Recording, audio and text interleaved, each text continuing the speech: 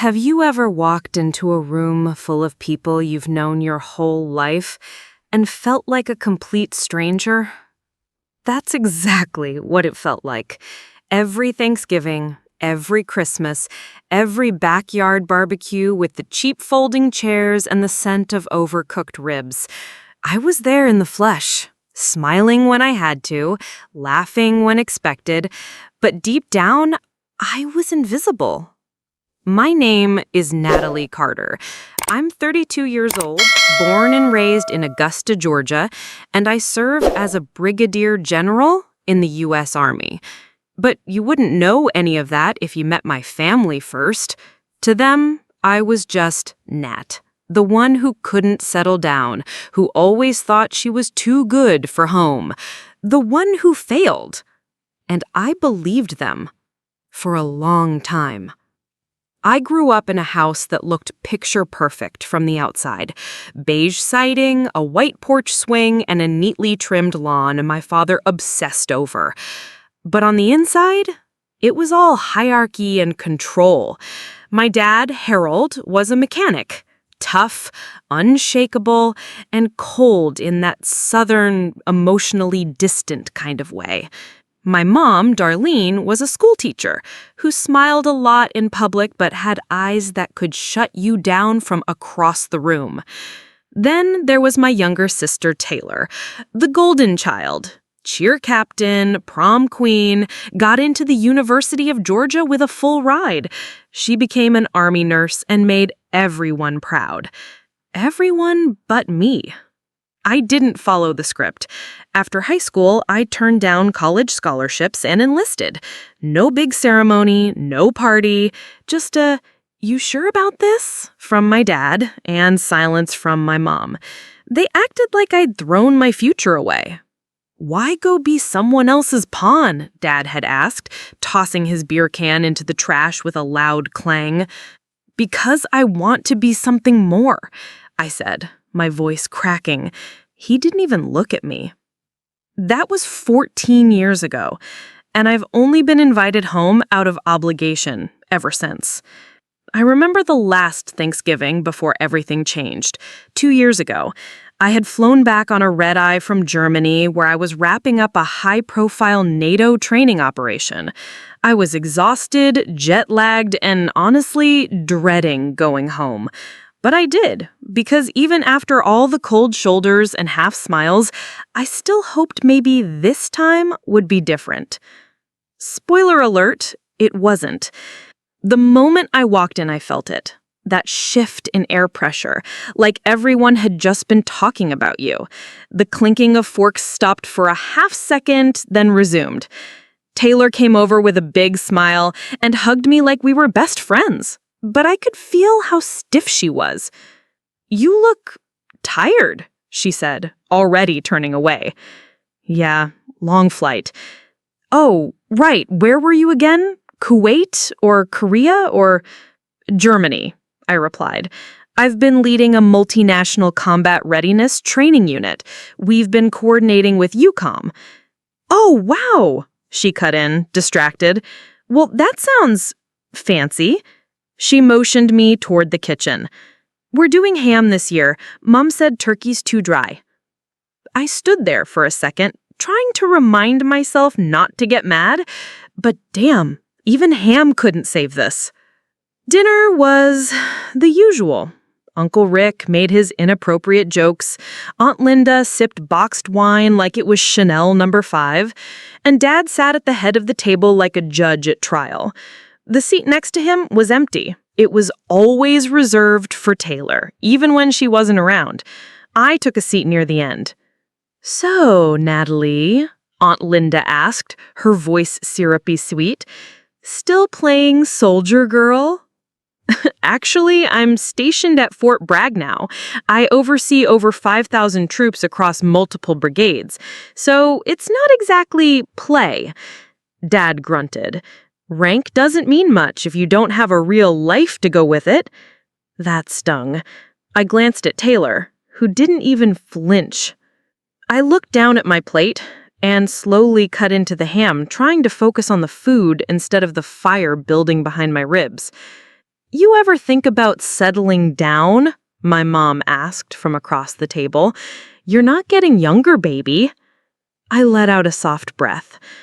"Not everyone needs a husband and kids to be complete, Mom." "No, but it helps. All that career stuff doesn't hug you at night."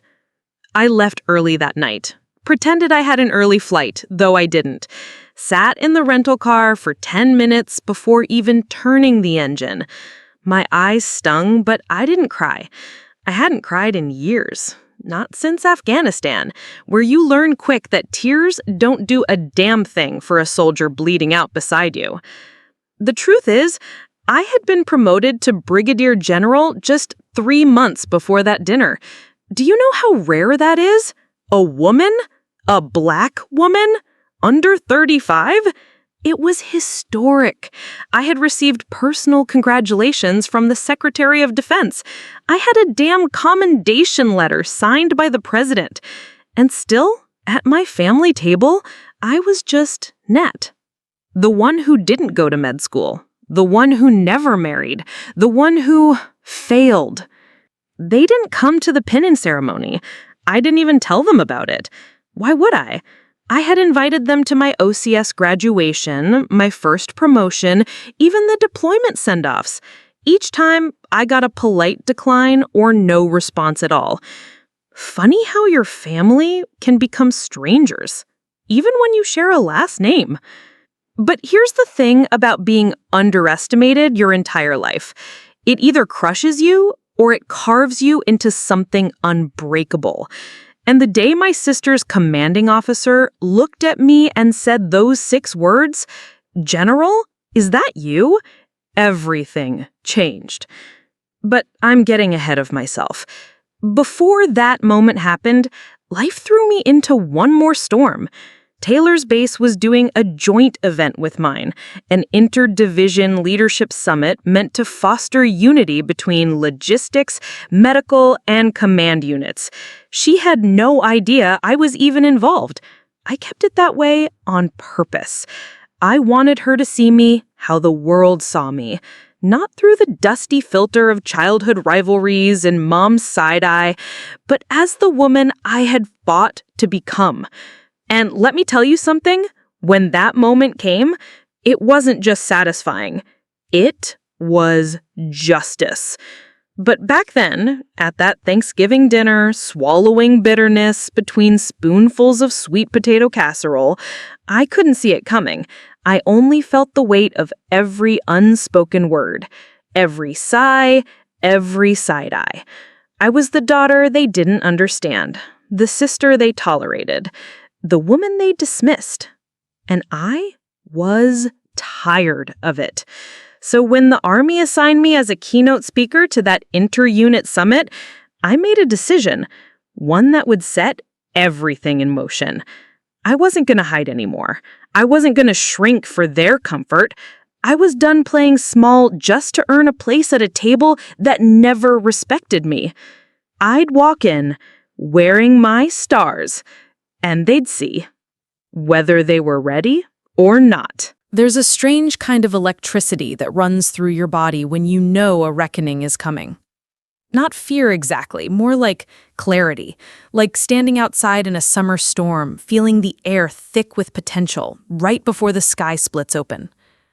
That was me, sitting in my office at Fort Bragg reviewing the participant list for the upcoming Inter-Unit Leadership Summit. High-ranking officers from across the Southeast region would be attending, commanders, surgeons, policy advisors, and on page 3 of the roster, there she was. First Lieutenant Taylor Carter, U.S. Army Nurse Corps, Fort Stewart, Georgia. My sister. For a split second, I stared at her name like it might blink away. My stomach twisted, not out of fear, but something deeper. Something tangled in years of childhood competition, cold comparisons, and the unshakable need to be seen. I hadn't spoken to Taylor since that Thanksgiving dinner. She didn't know I'd been promoted to brigadier general. She probably assumed I was still somewhere overseas, doing soldier stuff. Good. Let her underestimate me. Let her walk into that conference room expecting the same old Nat, quiet, predictable, second best. Let her learn. I didn't tell anyone in the family about the summit. Didn't need their opinions, their warnings, their backhanded concern. You sure it won't be awkward? You know how Taylor gets when she's caught off guard. Don't turn this into a spectacle, baby. I could hear those words in my head already, but this wasn't about spectacle. It wasn't even about revenge, yet. This was about truth. For once, I wanted my sister, and by extension my entire family, to see me without the filter, without the gossip, without the labels they'd slapped on me like price tags on a clearance rack. The summit was my arena, and I was going to walk into it fully armored. The day of the summit arrived draped in fog, like the sky was holding its breath. I pulled into the Fort Jackson welcome lot just after 0600. My driver, Staff Sergeant Ingram, opened the door for me with the kind of sharpness you only get from someone who respects the stars on your chest. I stepped out in full service uniform. Dark green jacket, crisp slacks, black leather shoes shined to a mirror sheen. My one-star insignia glinted faintly under the fluorescent lights of the entry bay. The rank didn't just sit on my shoulders. It radiated command, respect, legacy. Walking through those doors, I didn't feel small. I didn't feel overlooked. I felt powerful. And for the first time in a long time, I felt like myself. The summit was held in a large multi-purpose auditorium with theater-style seating and breakout rooms to the side. Flags from every branch lined the walls. Tables were arranged by unit type: logistics, medical, intelligence, command. I scanned the medical section briefly. And there she was, Taylor. She was leaning over to speak with another officer, laughing, probably sharing some dumb joke or gossip. Her auburn hair was pulled into a tight bun, and she wore that same polished look she always had. Even from across the room, I could read her body language. Relaxed, self-assured, oblivious. She hadn't seen me yet. Good. I stayed backstage as the opening remarks began. My speech was slotted for 0900, keynote slot, prime visibility. The commanding general of the Southeast Division, Major General Bellamy, had hand-picked me to speak on leadership under pressure, probably because I'd led my brigade through 2 major crisis missions in the last 18 months alone. At 0858, I stepped into the wings. That hum in the air again. I adjusted the mic on my lapel, took a deep breath, and walked out. The room was still. Rows of uniforms, notepads, and name badges. I stood at the podium, adjusted the mic slightly, and scanned the audience. And there she was. Taylor, 3rd row, center seat. She was mid-sip of her coffee when her eyes landed on me. The cup paused at her lips, her eyebrows pulled together, her head tilted, confused, like her brain couldn't process what her eyes were telling her. I didn't blink. "Good morning," I began, my voice steady, controlled. "I'm Brigadier General Natalie Carter, commanding officer of the 215th Sustainment Brigade, Fort Bragg. Today, I want to talk to you about leadership, not just the kind that shows up in manuals, but the kind forged in fire." I watched her expression shift, slowly, like a glacier cracking. First, confusion, then realization, then disbelief. I don't remember every word I said during that speech, but I remember the rhythm. The room leaned in. I spoke of mission failures, life and death decisions, what it means to carry responsibility that doesn't clock out at 1700. I used no slides, no notes. Just truth. My voice only wavered once when I spoke about losing a young private under my command to suicide. I let the silence sit for a beat, felt every heartbeat in the room align with mine. And in that stillness, I glanced at Taylor. She looked like someone had pulled the rug from under her soul. After the applause died down, I walked off stage. Several officers approached me, thanked me, complimented the message, asked to connect. I nodded, responded kindly, but my eyes kept scanning. Where was she? I spotted her near the hallway outside the break room, alone. I walked up slowly.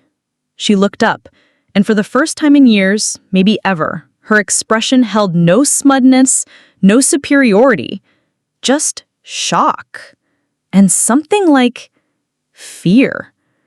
"General Carter?" she said, almost breathless. I let a pause hang between us. "Yes," I replied, my voice calm. "That's me." Her eyes flickered. You're a general?" I smiled faintly. "For about 3 months now." "But why didn't you I figured it wasn't news the family would care about." That landed like a gut punch. She actually winced. Taylor opened her mouth to respond, but I cut her off gently. "Save it," I said. "There's a coffee bar down the hall. Meet me there after the next session." Then I walked away. The next 2 hours were a blur of panels and small talk, but I couldn't stop replaying that hallway moment. The look on her face, the tremble in her voice. She had spent years believing she was above me, that her path, the white coat, the applause, the respectable route, was the only way to matter. Now she didn't know what to do with the truth.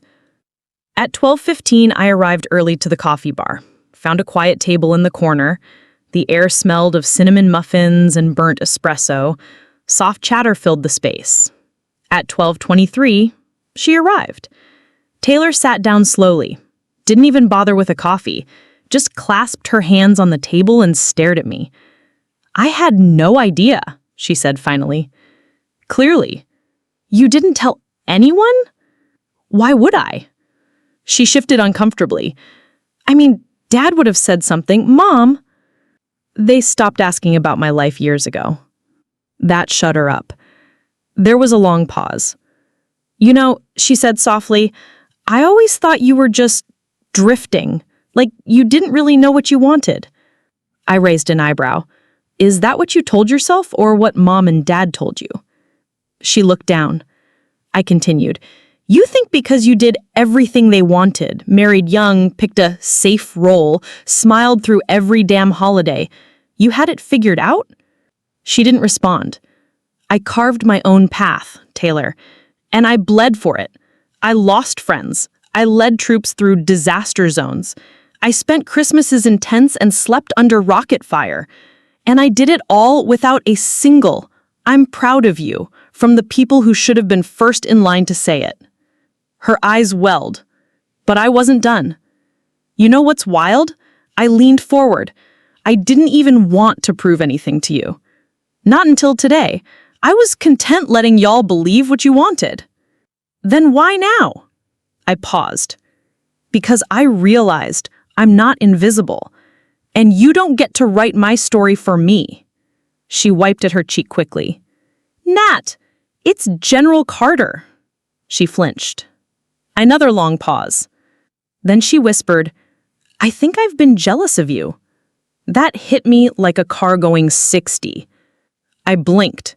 "What?" She shook her head. "You were always brave. You didn't care what people thought.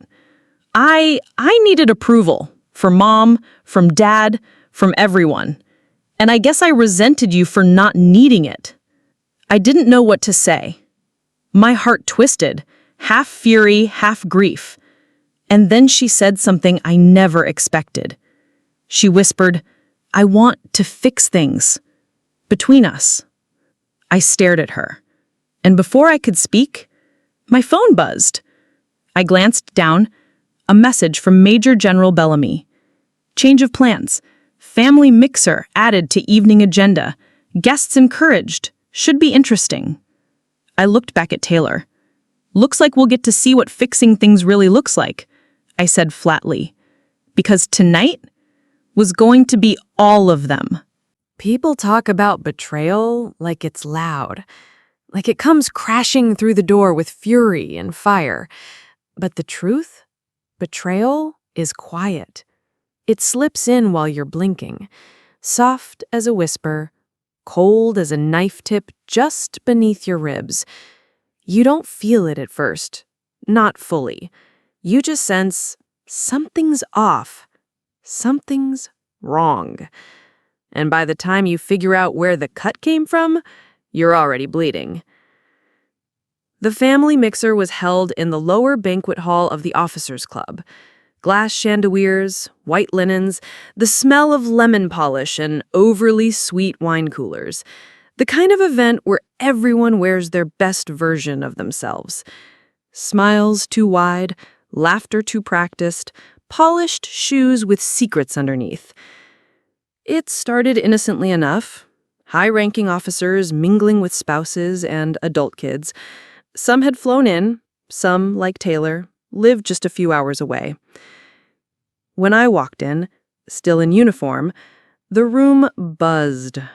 A few heads turned, some eyebrows lifted.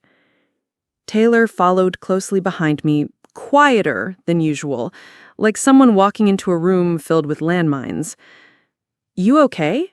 I asked, keeping my tone casual. "Yeah, just nervous." I gave her a look. "You've never been nervous around the family before." She didn't respond. I spot them across the room, near the punch bowl. My parents, Harold and Darlene Carter. Dad wore a pressed button-down, the same boots he always did, and a look of mild boredom. Mom had on one of her church dresses, soft pink with a matching clutch, and her classic Southern charm smile that never reached her eyes. They hadn't seen me yet. Taylor exhaled beside me. "You sure you want to do this?" "No, but I'm done hiding." I approached slowly, heels clicking across the hardwood. Mom noticed first. Her smile faltered. Just a hair. "Nat? What are you—" "Oh!" Her eyes dropped to my insignia. Her lips parted. I saw the gears turn behind her carefully plucked brows.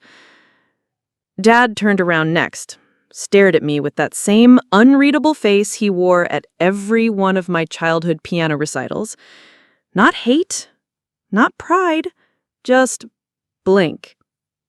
"Well, I'll be damned," he muttered. "No congratulations?" I asked, flatly. Mom laughed nervously. "We just didn't know you were that far up. Taylor didn't say she didn't know. Nobody did." Awkward silence. Taylor stepped forward. "We just wanted this to be a nice evening. Maybe we don't make it weird." Dad chuckled, shaking his head. Always the dramatic one. And just like that, we were back to square one. The rest of the room buzzed around us, clinking glasses, military stories, a slideshow looping photos of past summits. But at our little corner of the mixer, time seemed to drag. They didn't ask about my command.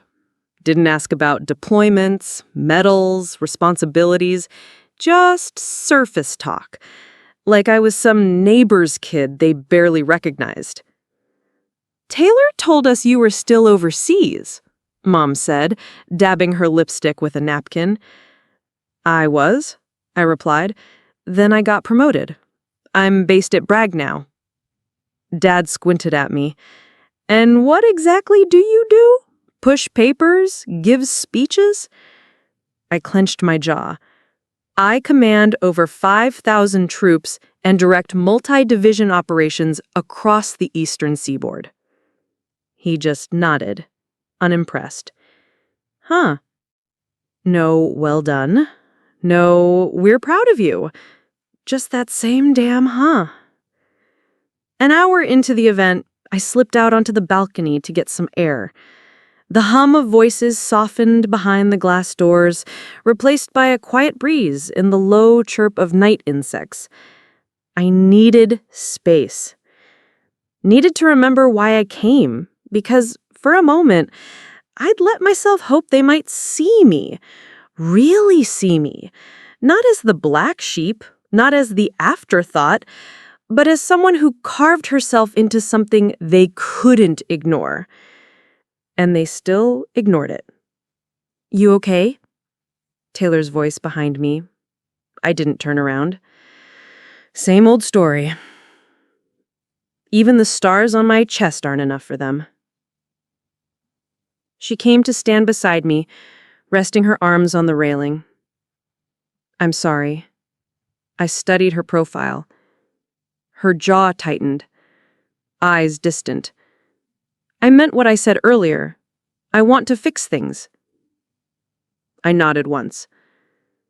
Then start by standing beside me, I said. Just once. When they try to cut me down, say something. She hesitated. You know how Dad is. That's not an excuse. I'm just saying, Taylor, I interrupted. I've had men with rifles look me in the eye and respect me more than our own father ever has. You're either with me now or you're still on their side. Her silence said enough. Later that evening, as the party began winding down, General Bellamy took the mic to offer a few closing remarks and acknowledgments. He called out key contributors, praised a few joint operations, and then, to my surprise, invited me back up for a final toast. I wasn't expecting that. But I adjusted quickly, took the mic, and spoke from the heart.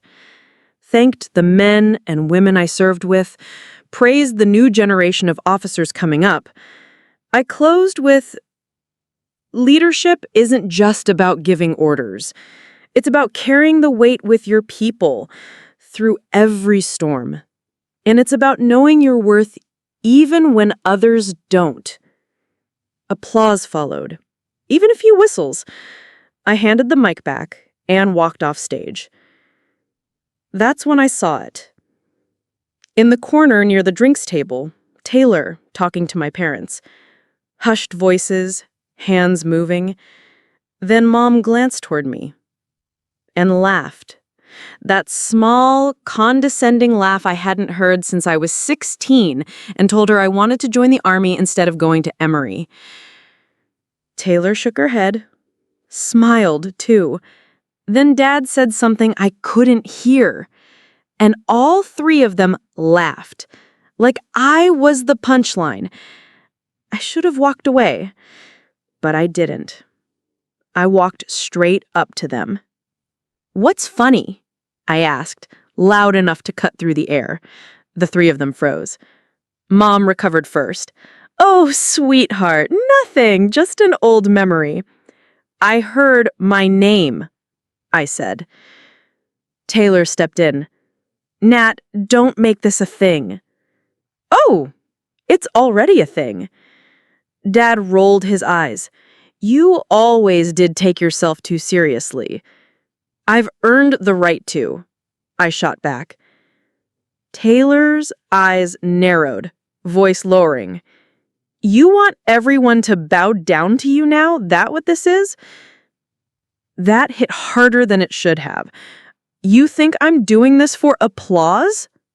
I asked, my voice sharp. You think I need it?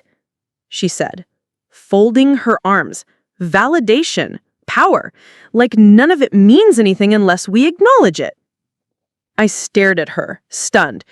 You're twisting everything, I said. You're the one turning a work conference into a family drama. My chest felt tight, my hands trembled. You told me you wanted to fix things, I whispered. You said you were on my side. I am, but I'm not going to let you bulldoze the family. They bulldozed me for years. You just stood there holding the flag. Mom stepped in, ever the peacemaker. Girls, not here, not tonight. No, you're right. Let's not ruin the picture-perfect evening. Wouldn't want to embarrass anyone. I turned to walk away. Then Dad called out, loud enough for everyone nearby to hear. Rank don't make you right, Nat. That stopped me cold. I turned back, looked at him long and hard, and said, Funny. I thought being a father meant not breaking your own children. The silence that followed felt like thunder. I left that banquet hall that night feeling like every step was made of glass. Not because they rejected me again, I was used to that, but because Taylor had lied.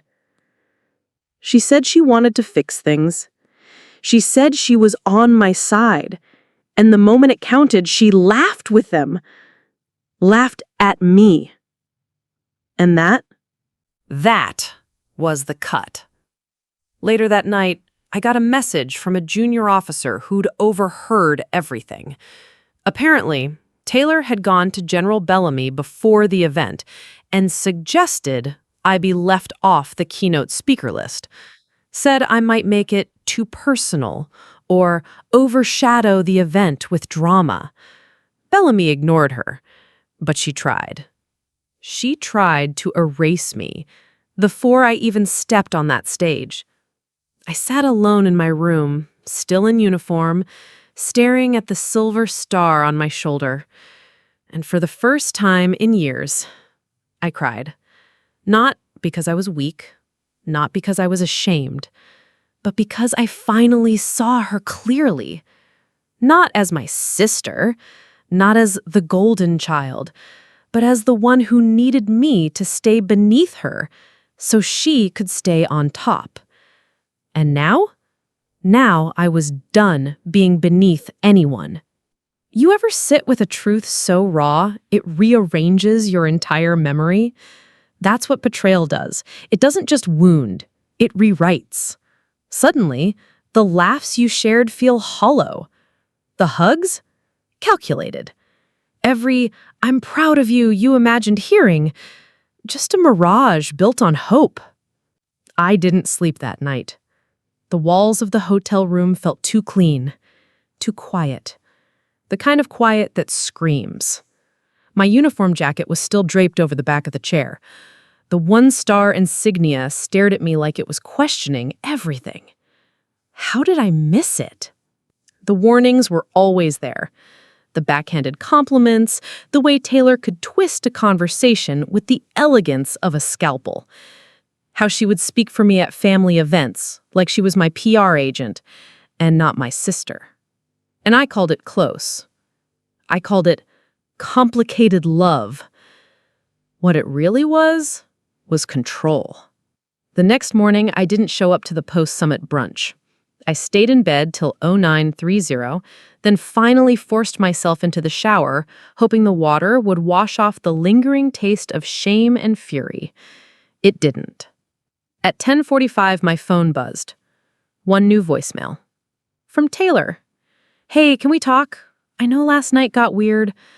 I just think you misunderstood a few things.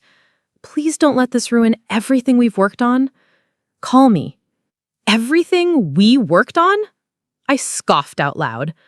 What exactly did she think we worked on? Her reputation?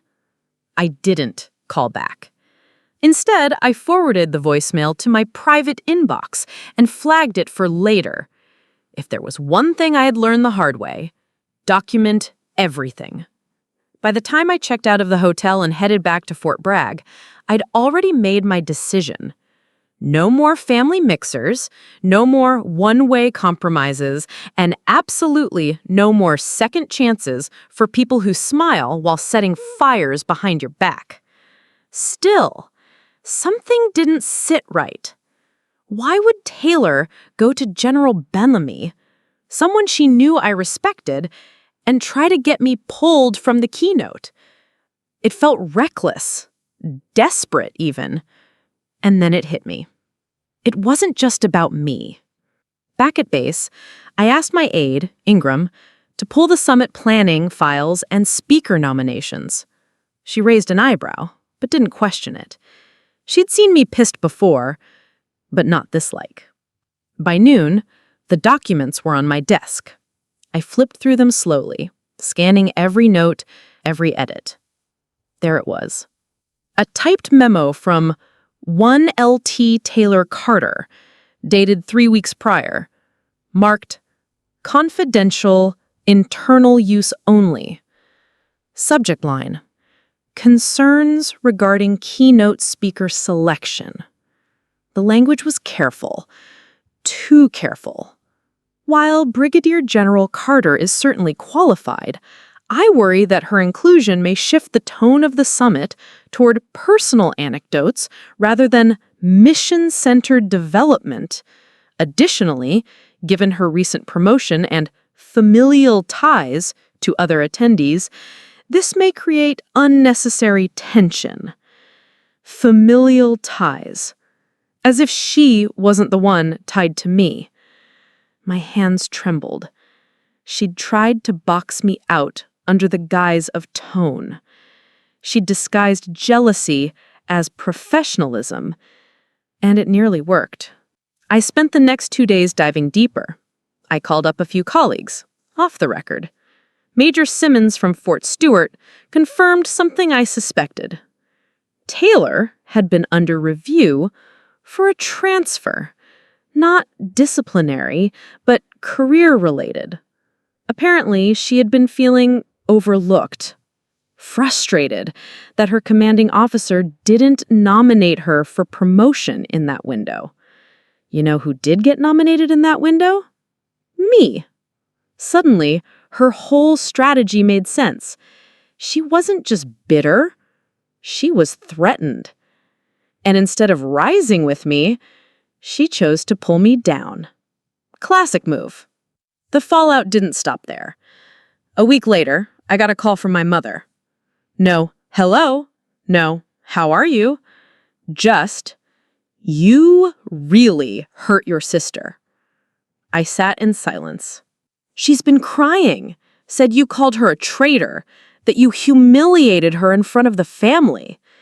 I closed my eyes. She lied, Mom.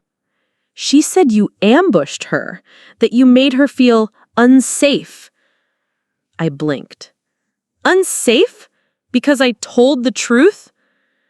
She's your sister, Natalie. No, I said, voice steady.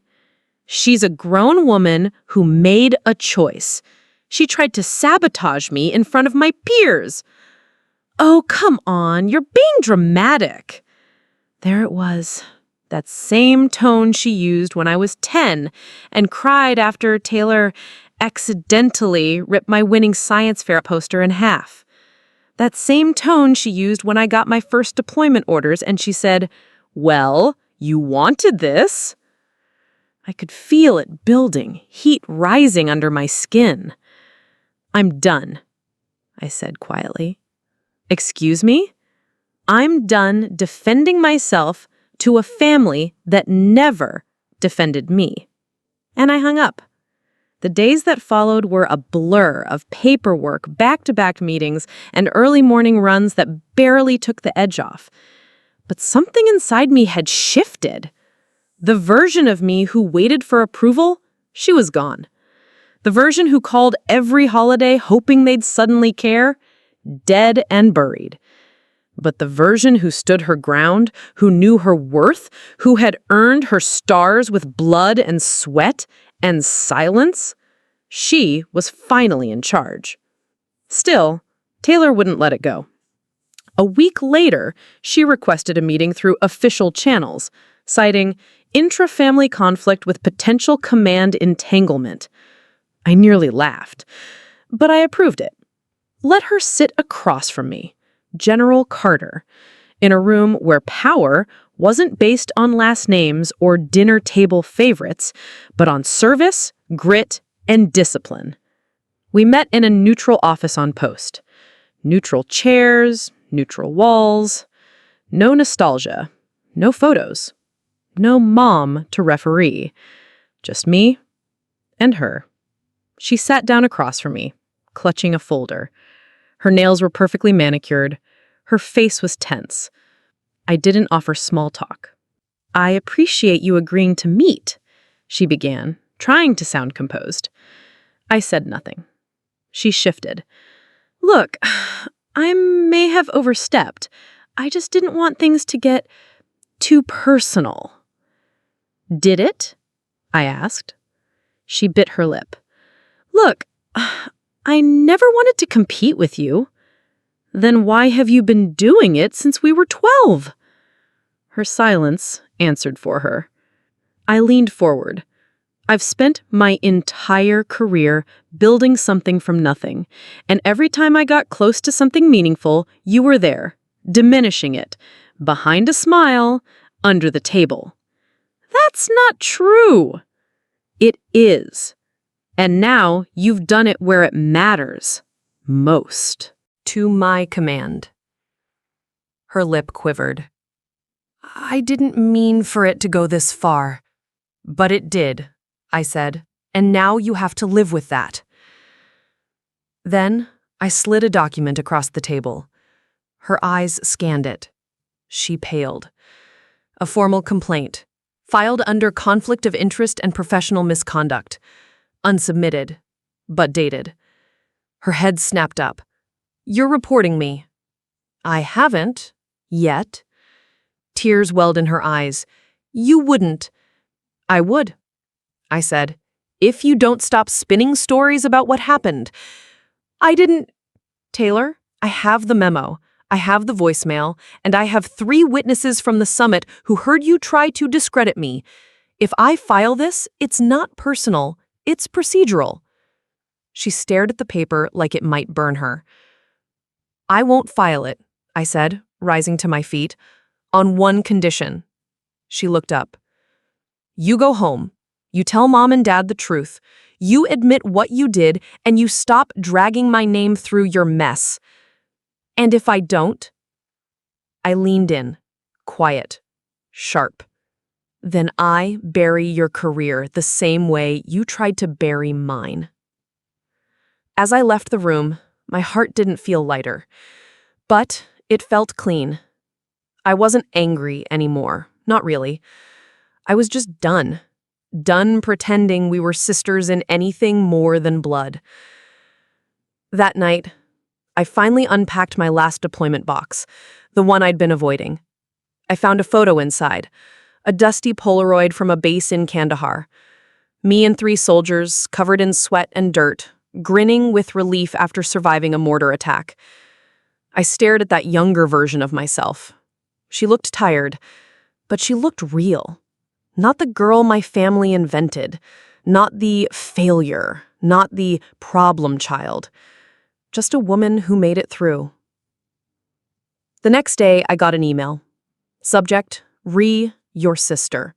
From General Bellamy. Spoke to her.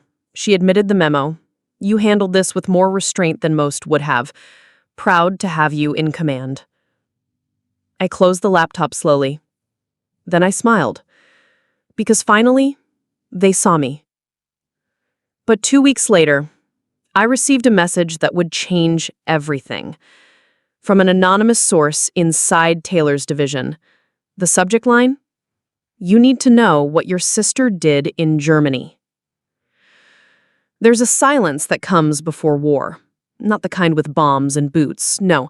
The kind that wraps around your ribs, cold and precise, just before you make a move that'll change everything. That was the silence I sat in after reading that email. You need to know what your sister did in Germany. No name, no rank, just a burner email from an encrypted domain sent at 2:14 a.m. Attached were 3 documents. 1, a deployment log from Landstuhl Regional Medical Center, dated 2020. 2, a witness statement signed only as J. Bishop. 3, a request for formal inquiry, typed, but never filed. My hand hovered over the keyboard, heart pounding so hard I could feel it in my teeth. If what this email suggested was true, Taylor hadn't just tried to undermine me. She had covered up a fatal error in her own unit, and she'd done it quietly, cleanly, like someone who'd learned to manipulate systems with the same ease she used to manipulate people. The report detailed a medication dosage error in a high-pressure trauma case, a young corporal flown in after an IED blast outside Ramsden. Taylor had been the attending nurse, coordinating with the on-call physician. The patient died. Officially, it was ruled, quote, complications from primary injury, end quote. But the witness statement said otherwise. Quote, the second nurse on duty warned Lieutenant Carter about the morphine override.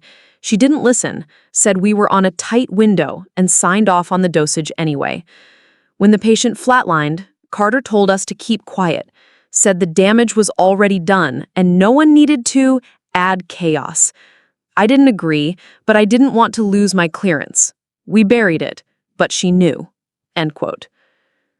My breath left my body like I'd been punched in the gut. Because Taylor? She always walked clean.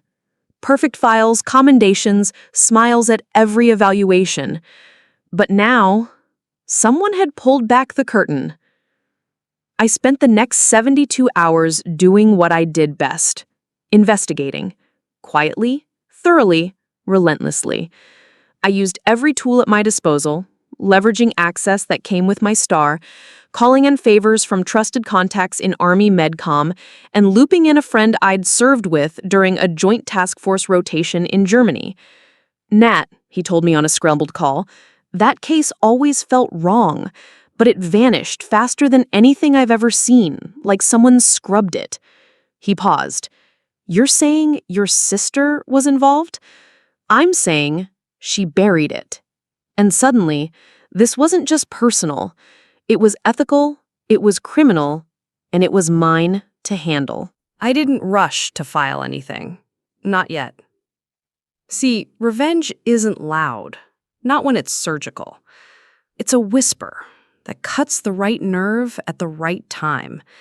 I needed more than an email, more than one anonymous whistleblower. I needed a trail. So, I started with the other name listed in the deployment logs, Start Sergeant Jamie Bishop, the one who signed the witness statement. I found her working in Texas, reassigned after her Germany tour ended. A quick call to her commanding officer got me a soft introduction. No pressure, no intimidation, just tell her I'd like to talk, off record, one soldier to another. She called me back the next day. Soft voice, southern drawl, guarded, but curious. Ma'am, I remember that case. I've tried to forget it, but I can't. I didn't speak. Just let her fill the silence. I didn't know your sister was related to you. Honestly, I wouldn't have sent that email if I did. Thought you might bury it. I don't bury the truth, I said, voice low. She paused. I have the original chart. Saved it. Didn't know why. Just felt wrong letting it disappear. You kept it? I asked. Photocopied it before it got pulled. It's got the override code, the timestamp, her initials. A chill ran through me. I'll have someone from JAG contact you. Only if you're ready. I've been ready, she said. The next step was the hardest, bringing it to command. See, in the Army, we don't jump straight to court-martials. There's a process, chain of evidence, internal review. But when the accused is your own sister, the scrutiny cuts deeper. I filed the initial incident disclosure under sealed protection, flagged for internal review only. No names outside those necessary. The case was accepted for preliminary inquiry by the Army Medical Review Board within 48 hours. They called it a delicate matter. I called it justice in motion. Still, I hadn't told Taylor a thing. Not yet. She kept texting. Little messages. Performative concern. Thinking of you today. We should talk again soon. Let's not let this wedge us apart.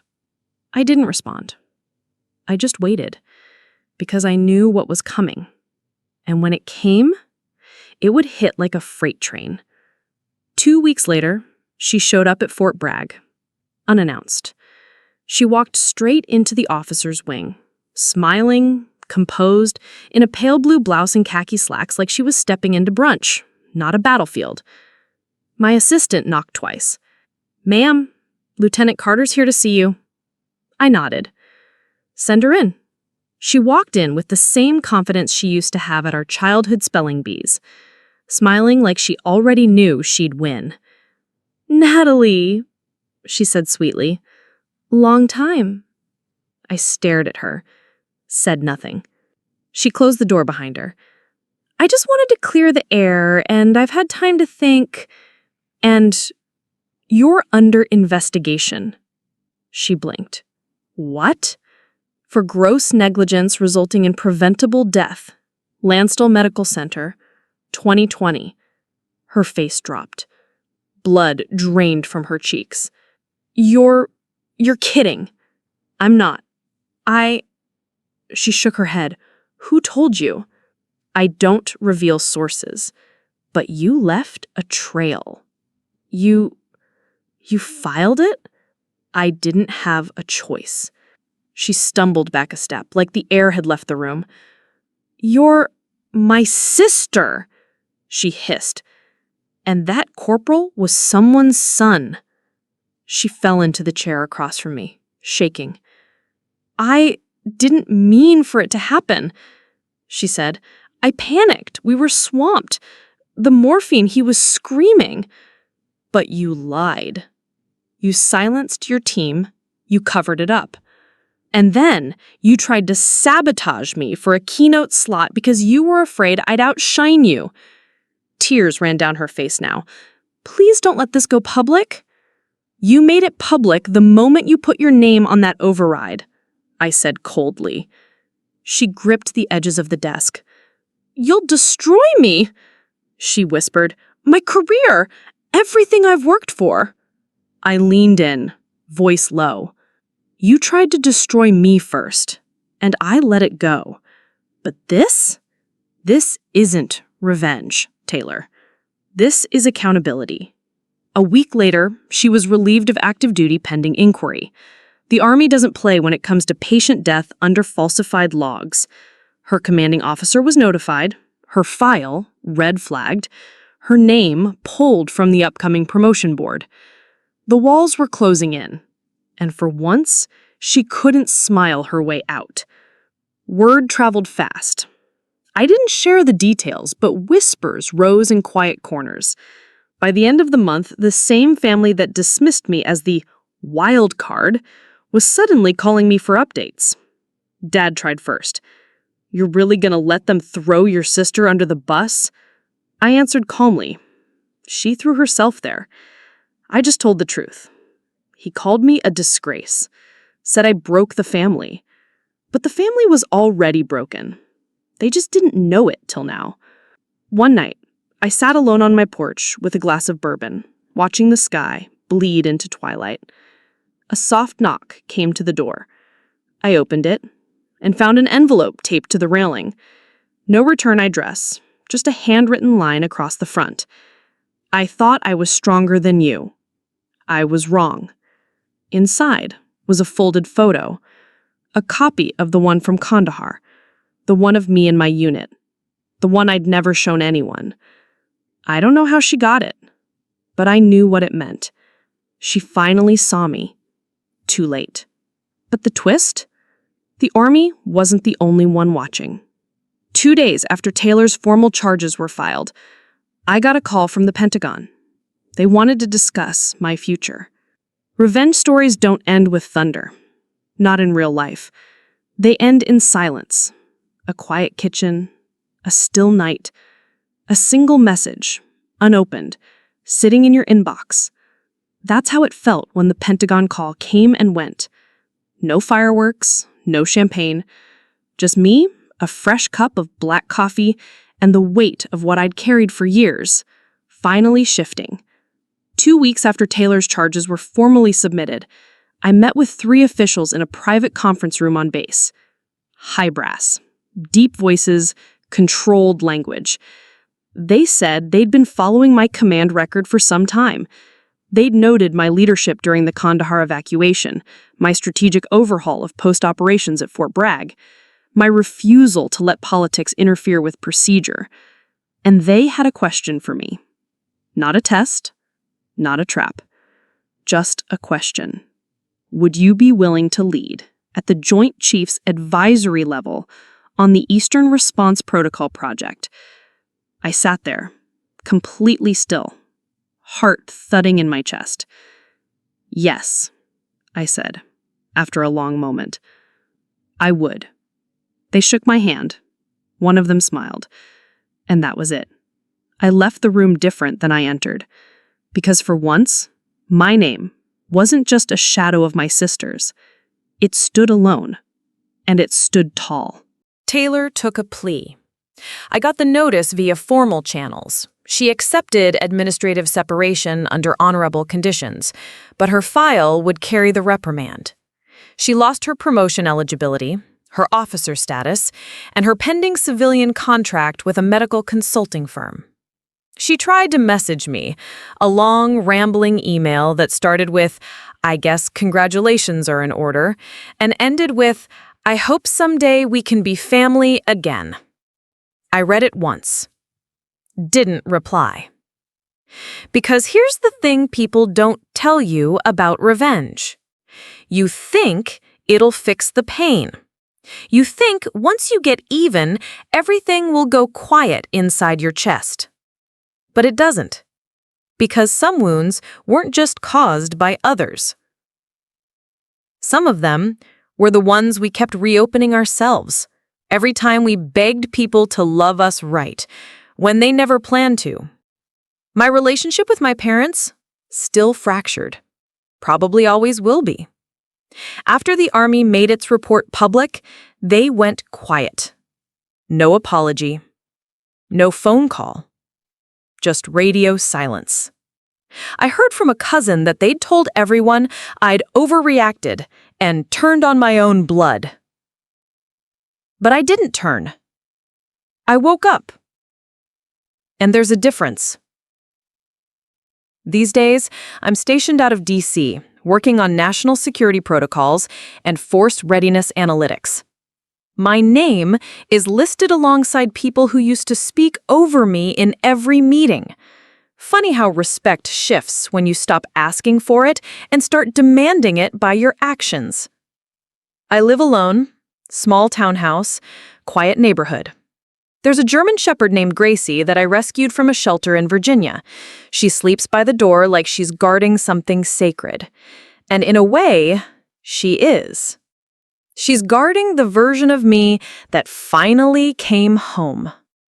Sometimes, on Sunday nights, I sit on the back porch and watch the stars. The same ones that used to hang over Georgia when I was a kid. But they look different now. Brighter, somehow. Maybe it's because, for the first time in my life, I don't need anyone to tell me I made it. I know I did. Not because of the stars on my shoulder, not because of the quiet congratulations or the strategic titles, but because I never gave up on myself, even when they did. So, what did I learn? I learned that blood doesn't mean loyalty. I learned that silence protects the abuser, not the abused. And I learned that sometimes justice is slow, but when it comes, it doesn't just fix the moment, it reclaims the years. I don't regret what I did. I didn't destroy my sister. She handed me the matches and dared me to use them. All I did was strike. To anyone listening who's ever been the disappointment in your family, the one who was overlooked, underestimated, or silenced, hear me when I say this. You don't owe anyone your loyalty when they only loved you conditionally. You owe yourself peace, and sometimes peace comes only after the fire. Thank you for listening to my story. I'm Natalie Carter. Brigadier General, veteran, sister of no one, but finally, whole. Sometimes the sweetest revenge isn't about payback. It's about peace. It's becoming the version of yourself they never saw coming. If you've ever had to walk through betrayal to find your power, I see you. Drop your story in the comments, your moment of truth, your turning point, your fight, And don't forget to like, subscribe, and share this with someone who needs to remember you're not too much. You were just too real for people who were faking it. Till next time.